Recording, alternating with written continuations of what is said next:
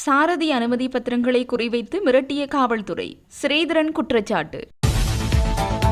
தனிநாட்டை உருவாக்குவதை தவிர வேறு வழியில்லை, வேலன் சுவாமிகள் தெரிவிப்பு. அரசியலமைப்பு பேரவையிலிருந்து ஸ்ரீதரனை பதவி விலகுமாறு பணிப்புரை, எம்.ஏ. சுமந்திரன் தெரிவிப்பு. ஜனவரி 15 முதல் கௌபே மூலம் போக்குவரத்து அபராதம் செலுத்தலாம், இலங்கை போக்குவரத்து போலீஸ். ஒட்டுச்சூட்டான் வைத்தியசாலைக்கு ரவிகரன் எம்பி களவிஜயம், வளப்பற்றாக்குறைகள் தொடர்பில் ஆராய்வு. நோர்வோட்டில் மதுபான சாலையை மூடக்கோரி மக்கள் ஆர்ப்பாட்டம். கிண்ணியா வாராந்த சந்தையில் திடீர் சோதனை, தரமற்ற மரக்கறிகள் அகற்றம். வாடகை மோட்டார் சைக்கிள் மோசடி அம்பலம். கிங்கோயாவில் குதித்து உயிரை மாய்த்து கொண்ட மாணவி, காதலன் கைது. மோட்டார் சைக்கிள் மீது போலீசார் துப்பாக்கிச் சூடு. அமெரிக்க ராணுவத்திடம் சிக்கிய வெனிசுவலா ஜனாதிபதி.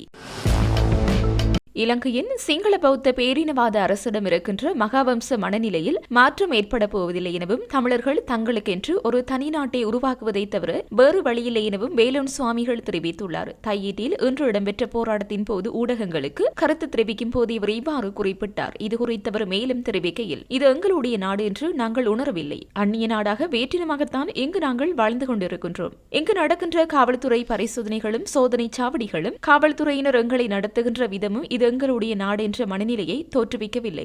ஆகவே ஈழத் தமிழர்களுக்கான நிரந்தர அரசியல் தீர்வு என்பது சர்வதேசத்தாலே வடக்கு கிழக்கில் தமிழர்களுக்கு வழங்கப்பட வேண்டும் என தெரிவித்தார். தையீட்டில் சட்டவிரோதமாக அமைக்கப்பட்டுள்ள விகாரை அகற்றுமாறு கோரி முன்னெடுக்கப்படும் போராட்டத்தில் ஈடுபட்டுள்ள மக்கள் கடுமையாக தண்டிக்கப்படுகிறார்கள் என இலங்கை தமிழரசு கட்சியின் நாடாளுமன்ற உறுப்பினர் சிவஞானம் ஸ்ரீதரன் தெரிவித்தார். ஜனநாயக வழியில் முன்னெடுக்கப்படுகின்ற போராட்டங்களை அடக்குமுறையாக காவல்துறையினரை வைத்து செய்வதற்கு அரசாங்கம் முயற்சிப்பதாக அவர் மேலும் சுட்டிக்காட்டினார். தையீட்டில் இன்று இடம்பெற்ற போராட்டத்தின் போது ஊடகங்களுக்கு கருத்து தெரிவிக்கும் போதே அவர் இவ்வாறு குறிப்பிட்டார். இதுகுறித்து அவர் மேலும் தெரிவிக்கையில், குறிப்பாக இன்று இந்த போராட்டத்திற்கு வந்த மக்கள் அனைவரும் பதிவு செய்யப்பட்டார்கள். அடியால் அட்டையை கொடுக்கும் போது சாரதி அனுமதி பத்திரத்தை தருமாறு கோரி இதனை வைத்து பதிவு செய்தார்கள். அதற்கான காரணம் அவர்கள் வாகனங்களை செலுத்தும் போது தாக்கப்படுதல் அல்லது கைது செய்யும் நோக்கத்திற்காகவே ஆகும் என அவர் மேலும் தெரிவித்தார்.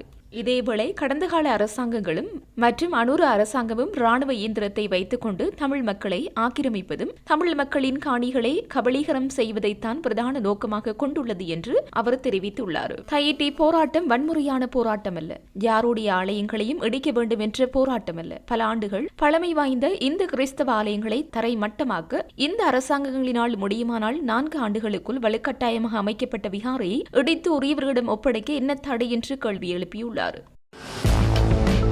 அரசியலமைப்பு பேரவையிலிருந்து நாடாளுமன்ற உறுப்பினர் ஸ்ரீதரன் பதவி விலக வேண்டும் என்று பணிப்புரை வழங்குவதென இலங்கை தமிழரசு கட்சியின் அரசியல் குழு தீர்மானித்துள்ளதாக கட்சியின் பதில் செயலாளர் எம்.ஏ. சுமந்திரன் தெரிவித்துள்ளார். இலங்கை தமிழரசு கட்சியின் அரசியல் குழு கூட்டம் வவுனியா குருமன்காட்டில் அமைந்துள்ள தாயகம் அலுவலகத்தில் இன்று இடம்பெற்றது. இதன் பின்னர் இடம்பெற்ற ஊடகவியலாளர் சந்திப்பில் கலந்து கொண்டு கருத்து தெரிவித்த போதே அவர் இவ்வாறு தெரிவித்தார். தொடர்ந்தும் கருத்து தெரிவித்த அவர், அரசியலமைப்பு எல்லை மீள் நிர்ணயம் செய்த பின்தான் மாகாண சபை தேர்தல் என்று கூறுவதை நாம் ஏற்க முடியாது. தேர்தல் முறை மறுசீரமைப்பு என்பது ஒரு விடயம், ஆனால் மறுசீரமைப்பு செய்யப்படவில்லை என்பதற்காக தேர்தலை நடத்தாமல் இருப்பது ஏற்க முடியாத ஒரு விடயம். அதனை அரசுக்கு சொல்லி இருக்கின்றோம். அப்படி பார்த்தால் கடந்த 2 நாடாளுமன்ற தேர்தல்கள் நடத்தியிருக்க முடியாது. எனவே தேர்தலை உரிய காலத்தில் நடாத்துவது அடிப்படையான விடயம். அரசானது தேர்தலுக்கு முகம் கொடுக்க பயந்து கொண்டு மாகாண சபை தேர்தலை கால வரையறையின்றி பிற்போட்டுக் கொண்டிருப்பதாக தெரிகின்றது. முடிந்தால் மாகாண சபை தேர்தலை உடனடியாக நடாத்துங்கள் என்று பகிரங்கமாக சவால் விடுக்கின்றோம். வடகிழக்கில் அரசின் செல்வாக்கு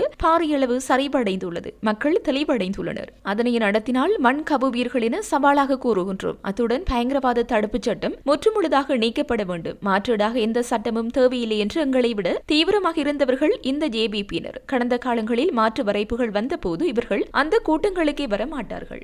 அதனை நீக்குமாறு நாங்கள் நடத்திய போராட்டங்களில் ஒவ்வொரு மாவட்டங்களிலிருந்தும் அவர்கள் சார்ந்த முக்கியமான ஒருவர் பங்கு கொண்டிருந்தார். எனவே ஆட்சிக்கு வந்தவுடன் இருப்பதை விட மோசமான ஒரு வரைவு தற்போது வெளிவந்துள்ளது.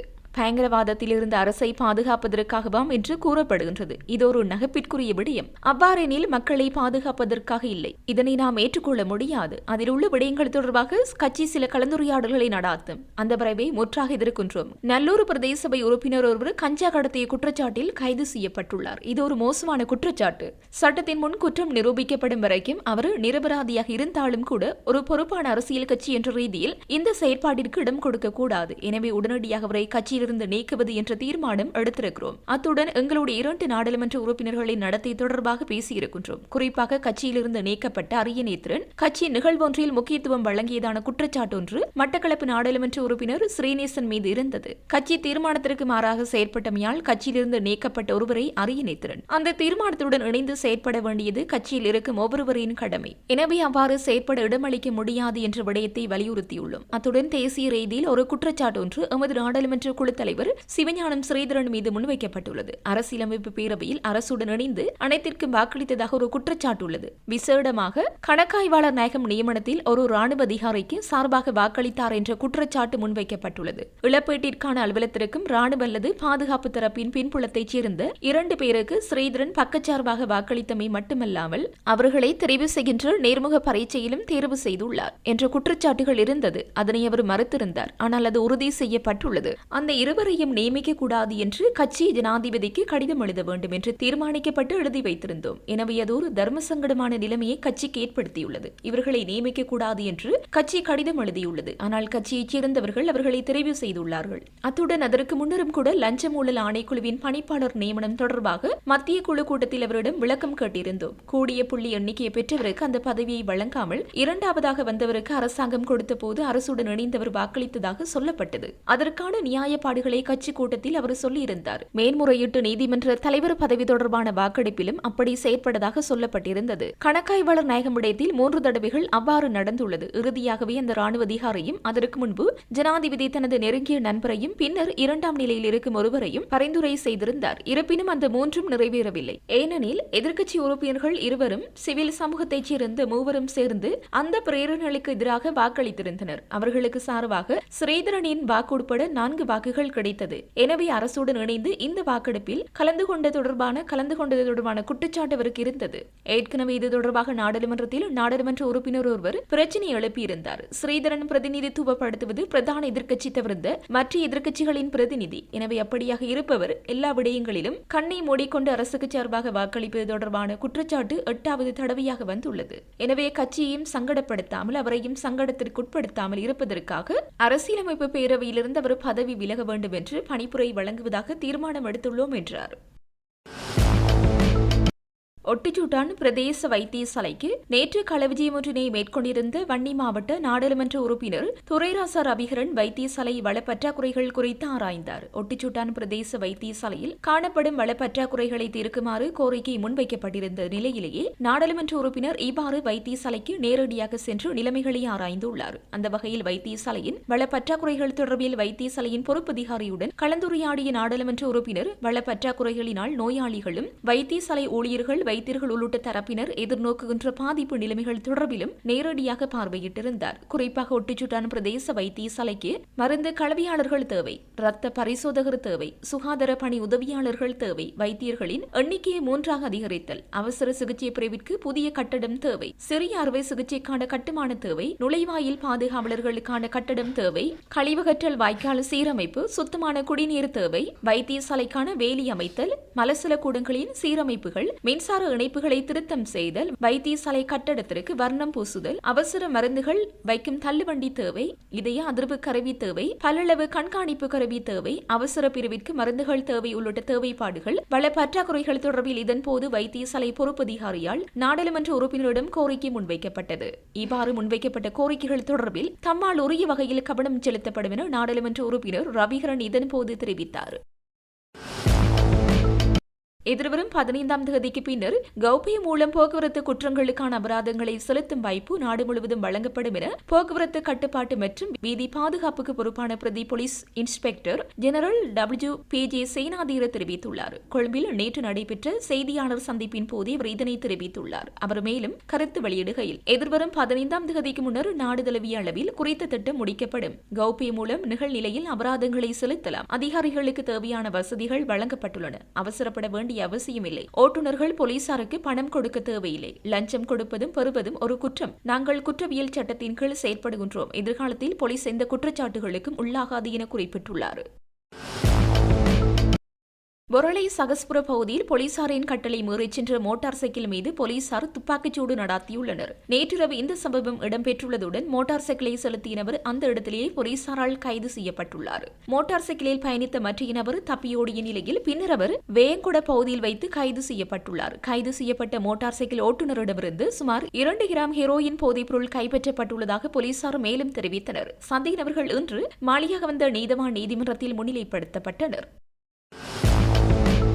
கிண்ணியா நகரசபைக்குட்பட்ட வாராந்த பொதுச்சந்தையில் தரமற்ற மற்றும் அழுகிய பாவனைக்கு உதவாத மரக்கறிகள் இன்று கைப்பற்றப்பட்டு அளிக்கப்பட்டுள்ளது. கிண்ணியா நகரசபையின் தவிசாளர் MM மஹ்தி தலைமையிலான குழுவினர் திடீர் விஜயம் மேற்கொண்டு களத்தில் இறங்கியுள்ளனர். தம்புள்ளை பொருளாதார மத்திய நிலையத்தில் பழுதடைந்தும் பாவனைக்கு உதவாது என கழிக்கப்பட்டு ஆடு மாடு பன்றிகளுக்கென கொட்டப்படுகின்ற கிழங்கு, வெங்காயம், மரக்கறி வகைகளை சில வியாபாரிகள் சேகரித்து இங்கு கொண்டு விற்பதாகவும் இன்னும் சிலர் வீட்டில் வைத்து அவற்றை உரித்து துப்புரவாக்கி ஹோட்டல்களுக்கும் உணவகங்களுக்கும் குறைந்த விலையில் வழங்க பொதுமக்களிடமிருந்து கிடைத்த முறைப்பாட்டை அடுத்து தவிசாளர் கிண்ணியா நகரசபையின் குத்தைக்கு வழங்கப்பட்ட வாராந்த சந்தைக்கு திடீர் கள விஜயம் ஒன்றினை மேற்கொண்டு அவற்றை அகற்ற நடவடிக்கை மேற்கொண்டார். அஸ்ஸலாமு அலைக்கும் வரஹ்மத்துல்லாஹி வபரகாத்துஹு. நான் கிண்ணியா நகரசபையினுடைய தவிசாளர். இன்று காலை எனக்கு கிண்ணியா வாராந்த சந்தையிலே பாவனைக்கு உதவாத வெங்காயம், கிழங்கு போன்றவை விற்கப்படுவதாக எனக்கு முறைப்பாடு கிடைக்கப்பட்டது. அதன் அடிப்படையிலே தம்புள்ளையில் கழிவாக பக்குகளுக்குள் கொட்டப்படுகின்ற வெங்காயம், கிழங்குகளை சில வியாபாரிகள் கொண்டு வந்து விற்பதாக எனக்கு முறைப்பாடு கிடைத்தது. அந்த அடிப்படையிலே தற்போது நான் எங்களுடைய வாராந்த சந்தையிலே நின்று பரிசோதனை செய்து கொண்டிருக்கின்றோம். அந்த அடிப்படையிலே இன்று சுமார் 9 வியாபாரிகளிடம் அவ்வாறான வெங்காயம் அடையாளம் காணப்பட்டுள்ளது. அவர்களுக்கு உரிய சட்ட நடவடிக்கை எடுக்கப்படும். எதிர்காலத்திலும் இவ்வாறான வெங்காயம், முளை வந்த வெங்காயம், பழுதாகிய வெங்காயம், அழுகிய வெங்காயம், தோல் உரிக்கப்பட்ட வெங்காயம், இவ்வாறு கிழங்குகள் அழுகியிருந்தால் இவ்வாறான பொருட்கள் பாவனைக்கு உதவாதவை. அந்த வகையிலே பொதுமக்களும் அதை கொள்வனவு செய்கின்ற போது விலை குறைவு என்பதற்காக நீங்கள் வாங்கி சாப்பிடுகின்ற போது அதிலே பங்கசுக்கள், வைரசுக்கள், பாக்டீரியாக்கள், தொற்றுக்கள் ஏற்பட்டிருக்கும். அது சமைத்து உண்ணுகின்ற போது எங்களுக்கு வயிற்றோட்டம், வாந்தி பேதி போன்ற நோய்களை உண்டாக்கும். அந்த வகையிலே கொள்வனவு செய்கின்ற பொதுமக்களும் இவ்வாறான வேளையிலே அவதானமாக இருந்து விலை குறைவு என்பதற்காக பாவனைக்கு உதவாத உணவுப் பொருட்களை வாங்கி நாங்கள் உண்ணுகின்ற போது எங்களுக்கு அதனால் விபரீதங்கள் ஏற்படலாம். ஆகவே நீங்கள் அனைவரும் விலை குறைவு என்பதற்காக இவ்வாறான பொருட்களை வாங்காமல் நமக்கு ஆரோக்கியத்தை தரக்கூடிய, சக்தியை தரக்கூடிய உணவுகளை வாங்க வேண்டும். அது ஒவ்வொரு வாடிக்கையாளருடைய ஒரு பொறுப்பாகும். அந்த வகையில் எதிர்காலத்திலே வாடிக்கையாளர்கள் நம்மை பாதுகாத்துக் கொள்வதற்காக எங்களுடைய இந்த ஆலோசனைகளை கேட்டு அதற்கு ஏற்ற வகையில் நீங்களும் நடந்து கொள்ள வேண்டும். எங்களுடைய உள்ளூரில் இருக்கின்ற சில ஹோட்டல்களுக்கு அங்கே கொட்டப்படுகின்ற வெங்காயங்களை கொண்டு வந்து வீட்டிலே வைத்து உரித்து துப்புரவாக்கி கொண்டு போய் கடைகளுக்கு, பெரும் பெரும் ஹோட்டல்களுக்கு வழங்குவதாகவும் தகவல் கிடைத்திருக்கின்றன. அதையும் நாங்கள் பரிசோதனைக்கு உட்படுத்துவோம். இன்று போயா தினம் என்பதனால் நாங்கள் திட்டமிட்டபடி எங்களுக்கு அந்த பரிசோதனைகளை 100% செய்ய முடியாமல் இருந்தாலும் நான் உடனடியாக இந்த களத்திற்கு வந்து இவற்றை அவதானித்து அவற்றை அகற்றி பறிமுதல் செய்து அளிப்பதற்கான நடவடிக்கை எடுத்திருக்கின்றேன். அந்த வகையிலே பொதுமக்களும் இந்த பொருட்களை கொண்டு விற்கின்ற விற்பனையாளர்களும் அவதானத்துடன் இருக்க வேண்டும். சட்ட நடவடிக்கைகளுக்கு உட்படுத்தப்படும் போது யாருமே கவலைப்படக்கூடாது. ஏனென்றால் நாங்கள் அறிவித்து விட்டுத்தான் செய்கிறோம். அந்த வகையிலே ஒவ்வொருவரும் நிதானமாக இருக்க வேண்டும் என்கின்ற செய்தியை ஒவ்வொருவருக்கும் அறிய தருகின்றேன். நன்றி. அஸ்ஸலாமு அலைக்கும். கிண்ணியா நகரசபையினால் வழமையாக குப்பைகளை சேகரிக்கின்ற கழிவு முகாமைத்துவ செயற்பாடுகள் நடைபெற்றுக் கொண்டிருந்தன. அந்த கழிவு முகாமைத்துவ செயற்பாடுகளிலே பல்வேறு குறைபாடுகள் காணப்பட்டன. அவற்றை நிவர்த்தி செய்யும் முகமாக எங்களால் அனைவரையும், சம்பந்தப்பட்ட அனைவரையும் இணைத்து அவர்களுடைய ஆலோசனைகளுக்கும் இணங்க மக்களுடைய முறைப்பாடுகளை தீர்க்கும் முகமாக அவற்றை நாங்கள் புதிய அட்டவணையின் பிரகாரம் மீள் அமைப்பு செய்திருக்கின்றோம்.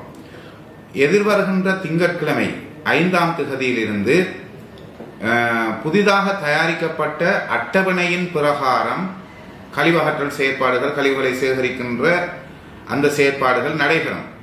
இந்த செயற்பாடுகளை நடைமுறைப்படுத்துகின்ற போது ஓரிரு நாட்களுக்கு எங்களுக்கு சில குழப்பங்கள் ஏற்படலாம்.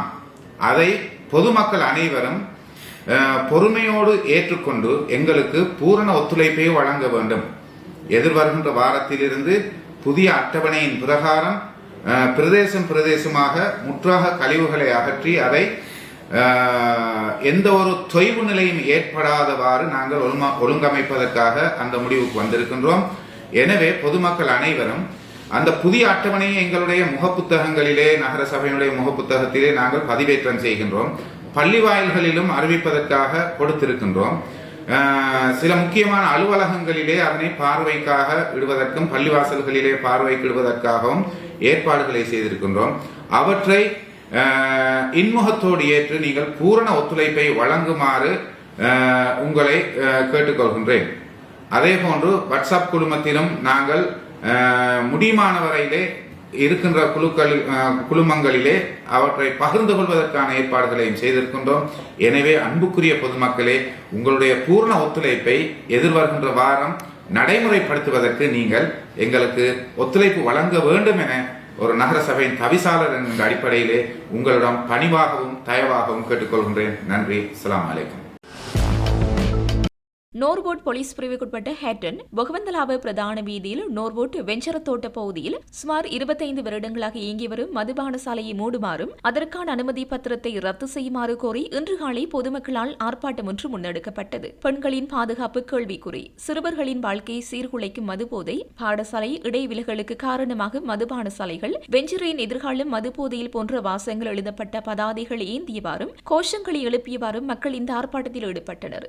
இந்த மதுபான சாலை குடியிருப்பு பகுதியில் இயங்குவதால் அருகிலுள்ள ஆலயத்தில் இடம்பெறும் வழிபாட்டு நிகழ்வுகள் மற்றும் விளையாட்டு மைதானத்தில் நடத்தப்படும் விளையாட்டுப் போட்டிகளுக்கு இடையூறு ஏற்படுவதாக மக்கள் கவலை தெரிவிக்கின்றனர். மேலும் தோட்ட பகுதியில் இந்த மதுபான சாலை அமைந்துள்ளதால் பலர் மாதாந்த சம்பள அடிப்படையில் கடன் புத்தகத்தில் பதிவு செய்து மதுபானம் அருந்தி வருகின்றனர். இதனால் பாடசாலை மாணவர்கள், இளைஞர்கள், யுவதிகள் என பலரும் பல்வேறு அசௌகரியங்களை எதிர்நோக்குவதாகவும் சுட்டிக்காட்டப்பட்டுள்ளது. குறித்த பகுதியில் சுமார் 1500 குடும்பங்கள் வாழ்ந்து வரும் நிலையில் சமூக சீர்கேடுகளுக்கு வித்திடும் இந்த மதுபான சாலை உடனடியாக மூடுவதற்கு நாட்டின் ஜனாதிபதி நடவடிக்கை எடுக்க வேண்டும் என ஆர்ப்பாட்டத்தில் ஈடுபட்ட மக்கள் கோரிக்கை விடுத்தனர். இதேவேளை ஆர்ப்பாட்டம் இடம்பெற்ற பகுதியில் பாதுகாப்புக்காக போலீசார் குவிக்கப்பட்டிருந்தமையும் குறிப்பிடத்தக்கது.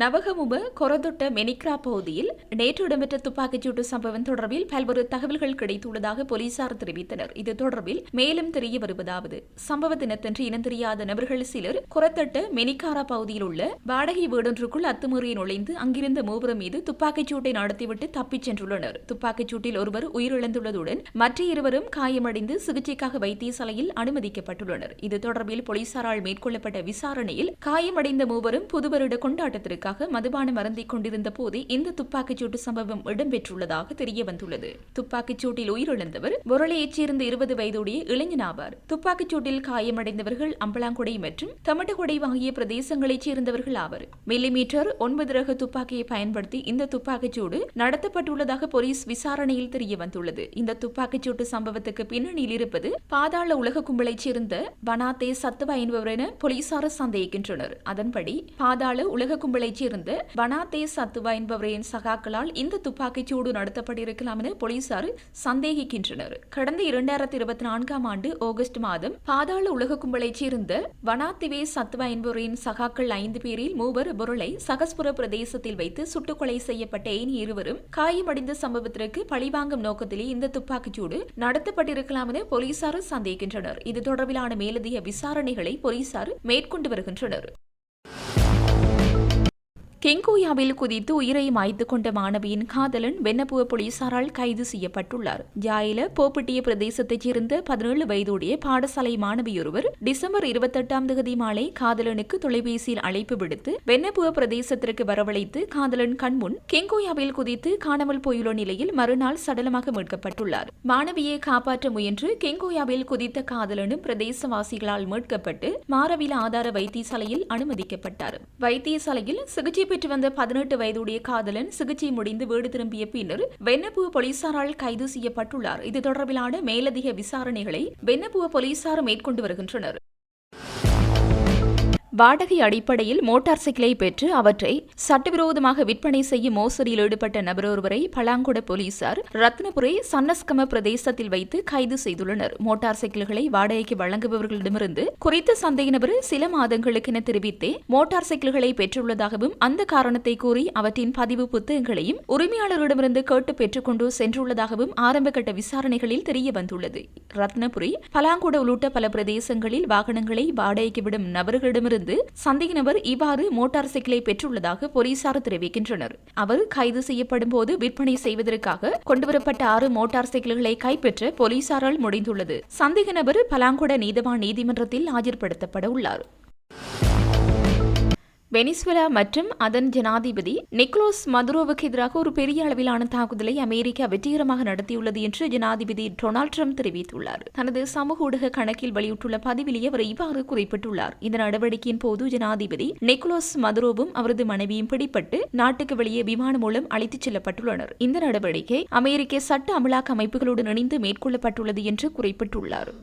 கொலம்பிய ஜனாதிபதி ஹுஸ்டாவா பெட்ரோ வெனிசுலா எல்லையில் பொது படைகளை நிலைநிறுத்துவதாக அறிவித்துள்ளார். போகோட்டாவிலிருந்து கராகஸ் மற்றும் நாட்டின் பிற பகுதிகளில் அமெரிக்க தாக்குதல்களை தொடர்ந்து வெனிசுவேலா அகதிகள் பெருமளவில் வருவதற்கான ஏற்பாடுகள் நடந்து வருவதாக தகவல் வெளியாகியுள்ளது. ஜனாதிபதி டொனால்ட் ட்ரம்ப் வெனிசுவேலா ஜனாதிபதி நிக்கோலஸ் மதுரோ மற்றும் அவரது மனைவி சிலியா புளோரோஸ் ஆகியோர் பிடிக்கப்பட்டதாக தெரிவித்ததிலிருந்து அந்த பகுதிகள் பரபரப்பாக உள்ளது. கராகஸில் முதல் வெடிப்புகள் பதிவானதிலிருந்து பெட்ரோ பலமுறை அமைதி மற்றும் பேச்சுவார்த்தைக்கு அழைப்பு விடுத்துள்ளார். கொலம்பியாவும் வெனிசுலாவும் 2000 கிலோமீட்டருக்கும் அதிகமான நில எல்லையை பகிர்ந்து கொண்டுள்ளன. வரலாற்று முழுவதும் இரு நாடுகளிலும் பொருளாதார மற்றும் பாதுகாப்பு நெருக்கடிகள் காரணமாக இருபுறமும் மில்லியன் கணக்கான மக்கள் தஞ்சம் புகுந்துள்ளனர். எனவே கொலம்பிய ஜனாதிபதி குஸ்வாடா பெட்ரோ தேசிய பாதுகாப்பு கவுன்சில் கூட்டத்திற்கு பிறகு இந்த உத்தரவினை பிறப்பித்துள்ளார்.